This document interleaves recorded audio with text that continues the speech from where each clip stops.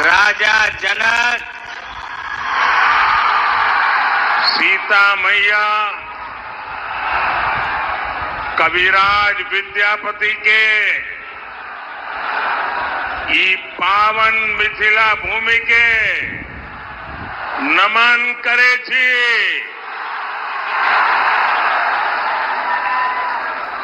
मैं दरभंगा की धरती से स्वर्गीय महाराजा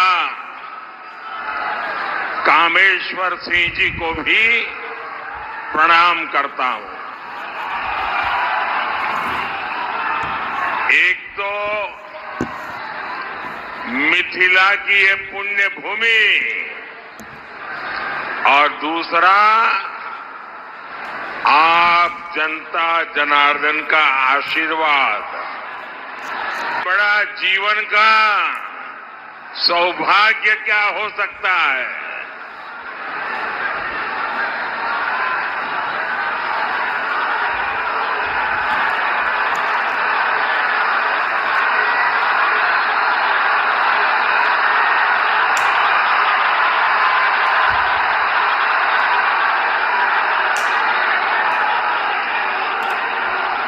आप वो मोदी को कितना नचाओगे?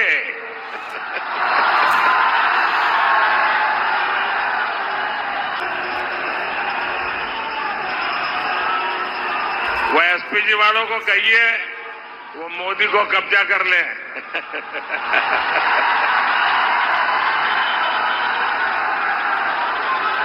लेकिन बढ़िया बना के लाए हो आप।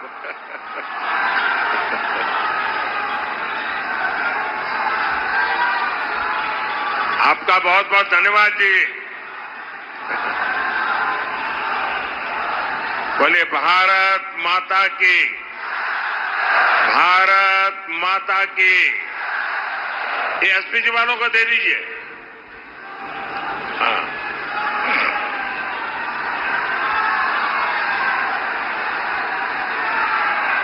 जय श्री राम,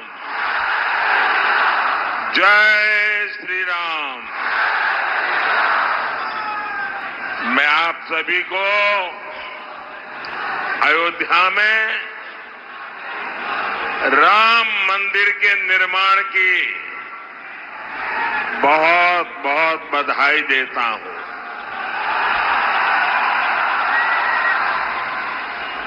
पांच 500 वर्षों के बाद हमारा इंतजार समाप्त हुआ। 500 साल तक ये हमारे पूर्वज संघर्ष करते रहे, बलिदान देते रहे और कभी भी निराश नहीं हुए। हमारे पूर्वजों को पता था कभी न कोई बेटा पैदा होगा, कभी तो कोई बेटा पैदा होगा जो 500 साल के इंतजार को परिपूर्ण करके भगवान राम मंदिर। और साथियों, इंतजार सिर्फ राम जी का ही थोड़ा था, सीता मैया का भी तो था और हमारे मिथिला के भी तो था। हम अपने जीवन काल में ये शुभ समय देख रहे हैं। ये विश्वकर्मा भक्त आप नीचे रखो, पीछे लोग देख नहीं पाते। मैंने आपको देख लिया, सुखी रहो।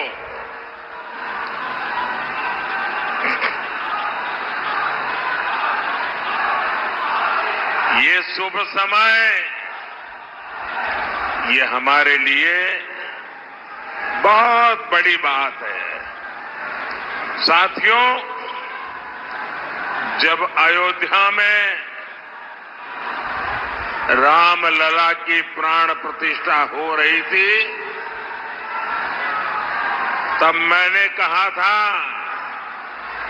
कि अब भारत आने वाले 1000 साल का भविष्य लिखेगा। कई बार इतिहास की एकाध घटना भी कई शताब्दियों का भाग्य तय कर देती है।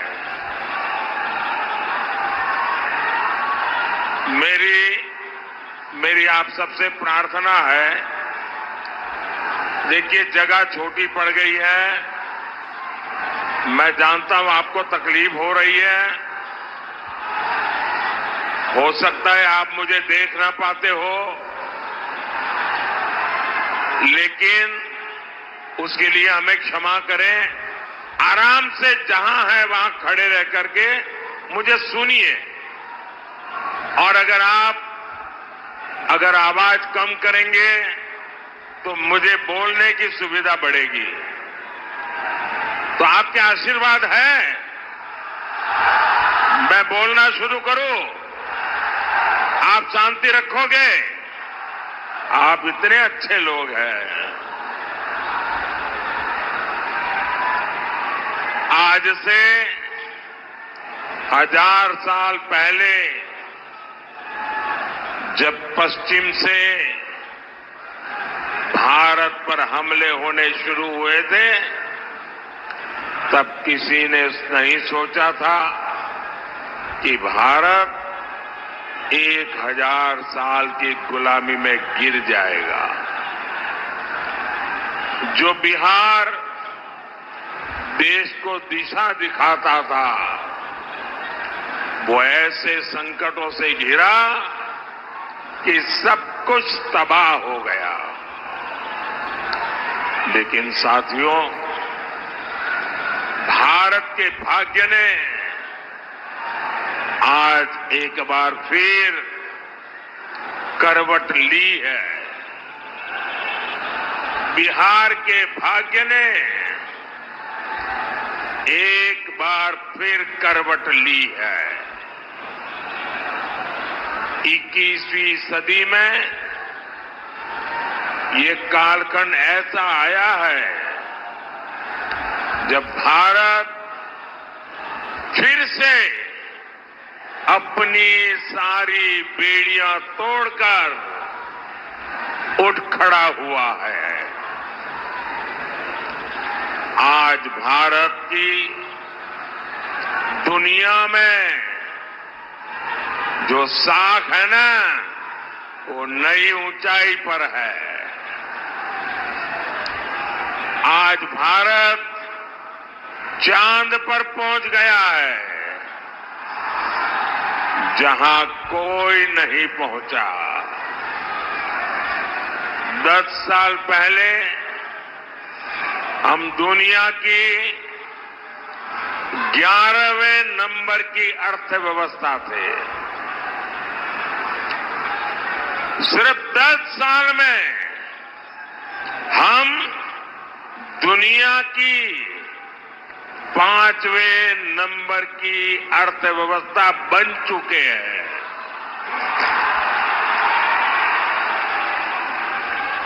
आपको कोरोना का समय याद होगा। 100 साल का इतना बड़ा संकट आया था। पूरी दुनिया सोचती थी भारत तो गया, भारत तो बर्बाद हो जाएगा, दुनिया भी बर्बाद करेगा। सब सोच रहे थे कि अब क्या होगा, लेकिन उस समय भारत ने दिखाया कि भारत का सामर्थ्य क्या होता है। भारत उस संकट से निकला, दुनिया को भी राह दिखाई। लेकिन साथियों,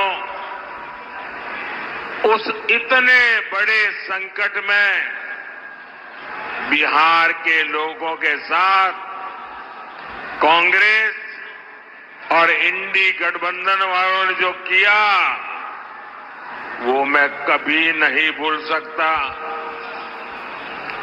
दिल्ली में इंडी गठबंधन की सरकार थी, महाराष्ट्र में इंडी गठबंधन की सरकार थी और इन लोगों ने बिहार के लोगों को उस संकट काल में वहां से साजिश करके भगा दिया, वापस भेज दिया था।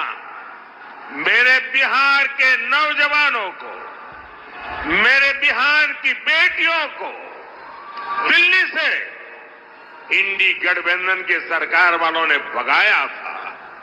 महाराष्ट्र से इंडी गठबंधन वालों ने सरकार ने भगाया था। मैं जरा बिहार के नौजवानों को पूछना चाहता हूं, जिन्होंने आपके साथ ये जुल्म किया, क्या उन्हें माफ करेंगे? क्या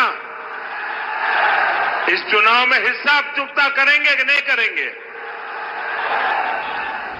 बिहार के लोगों को बसों में बिठाया गया और बीच रास्ते छोड़ दिया गया और आज यही इंडी गठबंधन के लोग आपसे वोट मांगने आ रहे हैं।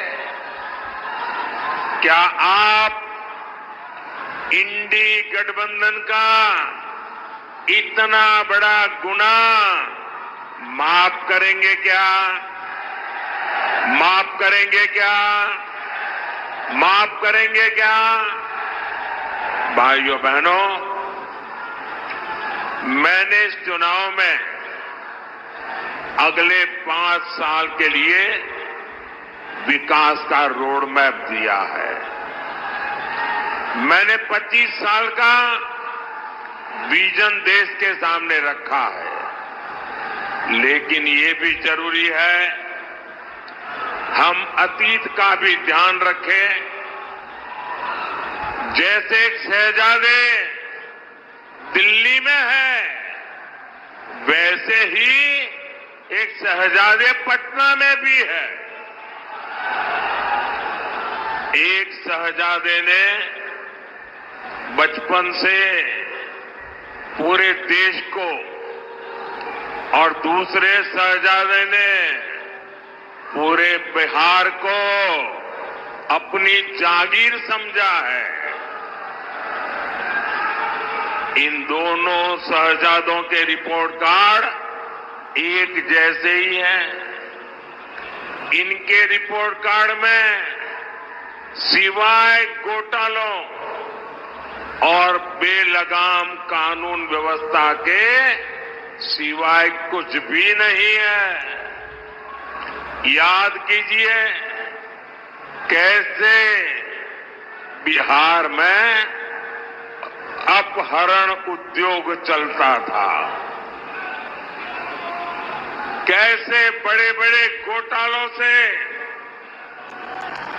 बिहार के खजाने को लूटा जाता था, कैसे शाम होते ही हमारी बहन बेटियां घर से निकलने में डरती थी, कैसे नौकरी देने के पहले जमीन लिखवा ली जाती थी। साथियों, आज नीतीश जी के नेतृत्व में एनडीए सरकार बिहार के विकास के लिए दिन रात काम कर रहा है। हमारी प्रेरणा कर्पूरी ठाकुर है, जिन्हें कुछ समय पहले भारत रत्न देने का सौभाग्य हमें मिला है। पिछले 10 साल में बिहार में हमने 40 लाख गरीबों को पक्के घर दिए हैं, करीब 1.25 करोड़ गैस कनेक्शन दिए हैं। आज गरीबों को मुफ्त राशन, मुफ्त इलाज मिल रहा है। और अब मोदी ने ये भी तय किया है कि आपके परिवार में बिहार में कोई भी 70 साल की ऊपर के बुजुर्ग होंगे तो अब उनके संतानों को उनकी बीमारी में इलाज का खर्चा नहीं उठाना पड़ेगा। अब ये खर्चा दिल्ली में आपका ये बेटा उठाएगा।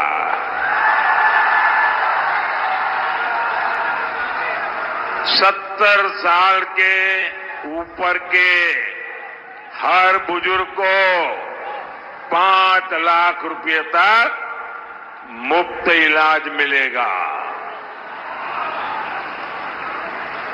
मेरे बिहार के साथियों, मेरे दरभंगा के साथियों, मेरा एक काम करोगे? जरा हाथ ऊपर करके बताइए, करोगे? पक्का करोगे? देखिए, काम करना।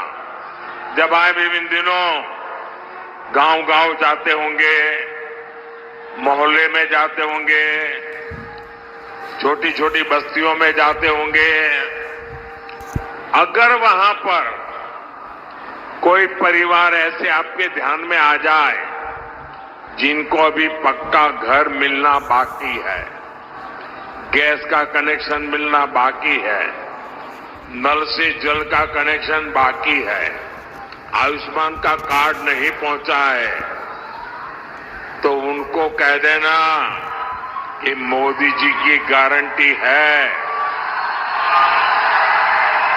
4 जून के बाद, नई सरकार बनने के बाद हम 3 करोड़ नए घर बनाने वाले हैं। तो आप मेरी तरफ से उन सब परिवारों को गारंटी दे देना, मेरे लिए तो आप ही मोदी है। साथियों, दरभंगा का एयरपोर्ट हो, रेलवे स्टेशन हो, अमृत भारत ट्रेन हो, आधुनिक सड़कें हो, हर तरफ काम हो रहा है। दरभंगा एम्स की अड़चनों को भी दूर किया जा रहा है। साथियों, जब विकास की बुनियाद मजबूत होती है तभी उद्योग और रोजगार पैदा होते हैं। यहां दरभंगा में आईटी पार्क भी बना, जिससे युवाओं के लिए नए अवसर पैदा होंगे। मिथिला में मखाना, लीची और आम खूब होता है। अच्छी सड़कों और इंफ्रास्ट्रक्चर से इसका एक्सपोर्ट दुनिया भर में बढ़ेगा। यहां के मखाने को दुनिया तक पहुंचाने के लिए हमारी सरकार ने मखाने को जीआई टैग दिया है। साथियों, हमने बिहार में महिला स्वयं सहायता समूहों को 42,000 करोड़ रुपए की सहायता बैंकों से दी है। 42,000 करोड़ रुपया। दरभंगा, मधुबनी में 11 लाख महिलाएं इन समूहों से जुड़ी है। दरभंगा में इन बहनों ने शिल्प ग्राम की शुरुआत भी की है और आपकी मधुबनी की पेंटिंग का प्रचार तो खुद मोदी पूरी दुनिया में करता रहता है। आज आगे बढ़ती हमारी बहनों की ये खुशी यही मोदी को मेहनत करने का हौसला देती है। साथियों, आपको पता है कि संविधान ने लंबी चर्चा के बाद हमारा संविधान बना, तब एक मुद्दे पर सबसे ज्यादा चर्चा हुई थी। बाबा साहब आम्बेडकर थे, डॉक्टर राजेंद्र बाबू थे, देश के बड़े बड़े विद्वान थे और संविधान में धर्म के आधार पर आरक्षण देना कि नहीं देना, इस पर गंभीर चर्चा हुई और बाबा साहब के नेतृत्व में संविधान सभा ने 75 साल पहले तय किया कि हमारे देश में धर्म के आधार पर आरक्षण नहीं दे सकते हैं, देश को फिर से नहीं बांट सकते हैं। बाबा साहब आम्बेडकर ने इसके विषय में खुले आम वकालत की कि धर्म के आधार पर आरक्षण नहीं होगा। इतना ही नहीं, पंडित नेहरू ने भी धर्म के आधार पर आरक्षण का विरोध किया। लेकिन अब जब हमारे गरीब एससी, एसटी, ओबीसी का कांग्रेस से मोह भंग हो गया है, तो कांग्रेस नेहरू जी की भावना के खिलाफ जा रही है, बाबा साहब आम्बेडकर के पीठ में छुरा भोंक रही है, संविधान को तोड़ने मरोड़ने में लगी है। कांग्रेस लगी हुई है कि ओबीसी कोटे को कम करके धर्म के आधार पर उसमें से डाका डाल के मुसलमानों को आरक्षण दे दिया जाए। दलितों के आरक्षण में से डाका डालो, आदिवासियों के आरक्षण में से डाका डालो और कांग्रेस की साजिश में आरजेडी भी कंधे से कंधा मिलाकर चल रही है। 2007 में बिहार के शहजादे के पिताजी ने मुस्लिमों को ये आरक्षण में से निकाल करके कोटा देने की बात कही थी। रेल मंत्री के रहते हुए उन्होंने रेलवे अधिकारियों को कहा था कि मुस्लिमों के लिए कोटे का इंतजाम किया जाए। सोचिए, ये एससी, एसटी, ओबीसी का आरक्षण छीनकर को मुस्लिमों को देना चाहते हैं। आप मुझे बताइए, धर्म के आधार पर ओबीसी, एससी, एसटी आरक्षण अगर कटेगा तो यादव, कुर्मी, इन समाज का हक भी बचेगा क्या? सब कुछ खत्म हो जाएगा। पासवान, मुसहर, रविदास, दानुक समाज के हक पर ये डाका डालने में उसकी फिराक में है। साथियों, मैं पिछले 12 दिनों से कांग्रेस को और उनके चट्टोपट्टों को आरक्षण के मुद्दे पर चुनौती दे रहा हूं। मैंने उनसे कहा है, मैंने लिखित में मांगा है कि इंडी गठबंधन धर्म के आधार पर एससी, एसटी, ओबीसी का आरक्षण छीन करके मुसलमानों को नहीं देंगे। धर्म के आधार पर आरक्षण के लिए संविधान के साथ खिलवाड़ नहीं करेंगे, लेकिन इनके पेट में पाप है। 12 दिन से मैं मांग कर रहा हूं, ये चुप बैठे हैं। साथियों, मैं आपको विश्वास दिलाता हूं,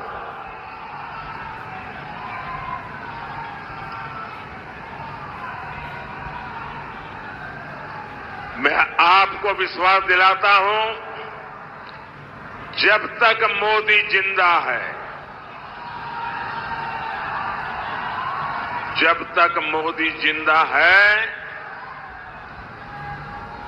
एससी, एसटी, ओबीसी के आरक्षण पर कभी भी मैं खिलवाड़ नहीं करने दूंगा। साथियों, मैंने जब से कांग्रेस, आरजेडी के इरादों को बेनकाब किया है, तो ये लोग बौखला गए हैं। अब आरजेडी ने ये गिनना शुरू कर दिया है कि सेना में कौन हिंदू है, कौन मुसलमान है।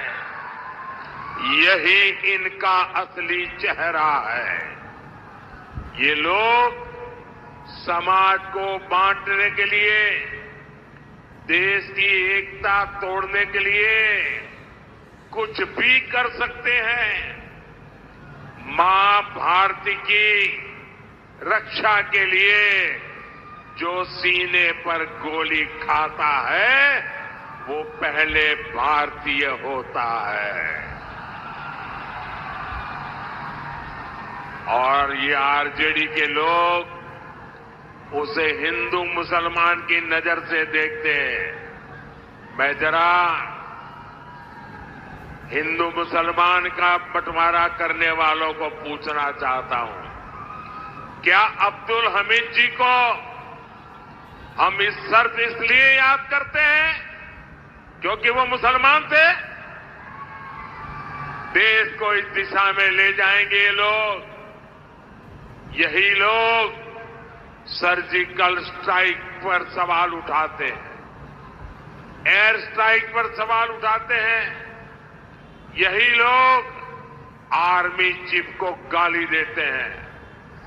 आखिर किसको खुश करने के लिए किसके इशारे पर ये बोला जाता है? देश सब देख रहा है, जनता है, सब कुछ जानती है। देशवासी सब देख रहे हैं। साथियों, आरजेडी का इतिहास सामाजिक न्याय का मुखौटा लगाकर हमेशा तुष्टीकरण करने का रहा है। जब गोधरा में कार सेवकों को जिंदा जलाया गया था,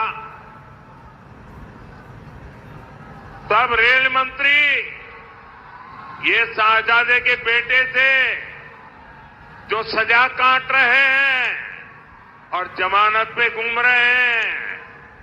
उन्होंने दोषियों को बचाने के लिए सुप्रीम कोर्ट के एक जज की कमेटी बनाई, बेन राजी कमेटी। सोनिया बेन का राज था ना, और इसलिए उन्होंने बेन राजी कमेटी बनाई थी। वो जज का नाम बेनर्जी था, तो लोग बेन राजी बोलते थे। और उससे ऐसा रिपोर्ट लिखवाया कि 60 कार सेवकों को जलाने वाले निर्दोष छूट जाए। लेकिन ये रेल मंत्री जो अभी जेल में जिंदगी गुजारने के लिए मजबूर है, जमानत पे घूम रहे हैं, अदालत ने उनके इस रिपोर्ट को कूड़े कचरे में फेंक दिया और उन सबको सजा सुनाई, फांसी तक की सजा हो गई। पूरी दुनिया को पता था कि कार सेवकों को जिंदा जलाया गया था, लेकिन तब फर्जी जांच रिपोर्ट बनवाकर कार सेवकों पर ही दोष मढ़ने की साजिश रची गई थी। यही इनका इतिहास है, यही इनकी सच्चाई है। साथियों, हमें बिहार को लालटेन के दौर में वापिस नहीं जाने देना है। अभी आपको पता होगा, ये शहजादे दिल्ली वाले एक नई बात लेके आए हैं। आप मुझे बताइए भाइयों बहनों, हमारे परिवार में जो माता पिता होते हैं वो मेहनत करके कुछ न कुछ बचत करते हैं कि नहीं करते हैं? कुछ न कुछ बचाते हैं। उनके मन में रहता है कि एक छोटा सा घर बना दूं, बच्चों को काम आ जाएगा, एक छोटी सी गाड़ी ला दूं, बच्चों को काम आएगी, खेत खरीद के रखो, बच्चों को काम आएगा। हर माँ बाप के मन में ये इच्छा रहती है कि वो अपने मरने के बाद बच्चों को कुछ न कुछ देकर के जाए। हर माँ बाप की इच्छा रहती है।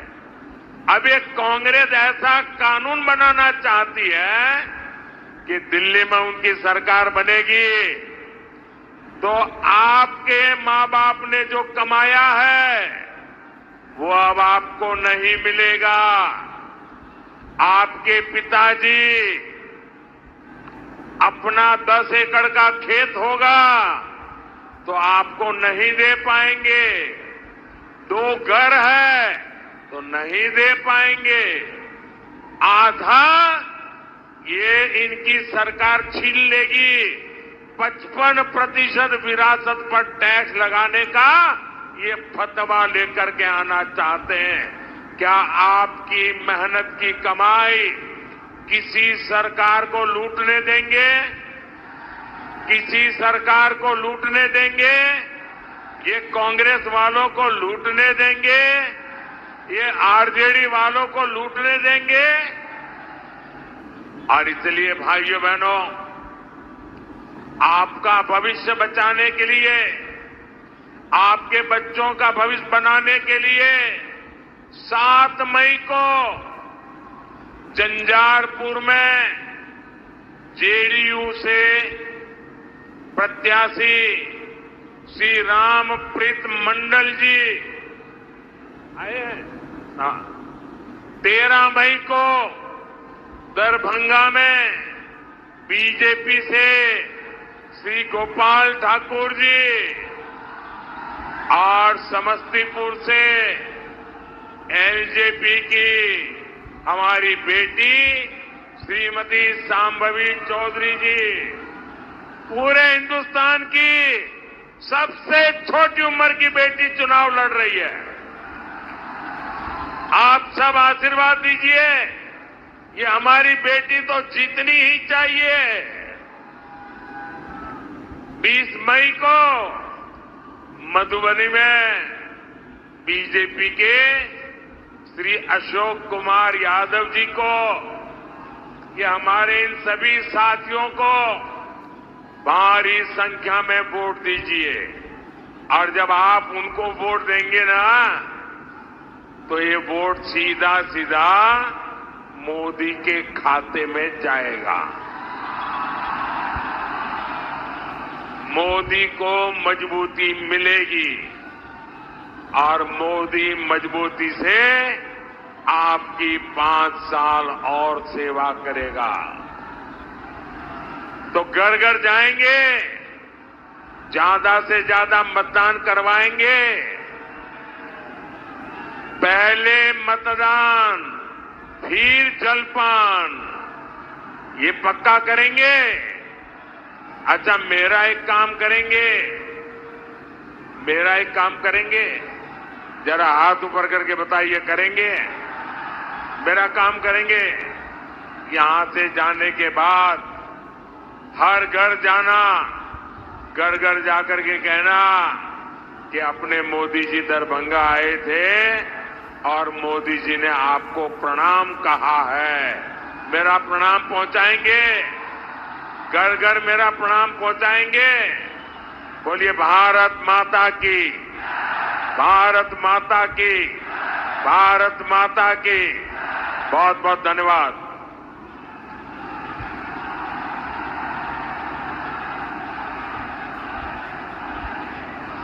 बहुत बहुत आभार माननीय प्रधानमंत्री जी के आई मिथिला का पावन भूमि पर, जनक नंदिनी मां सीता के भूमि पर बहुत बहुत आभार।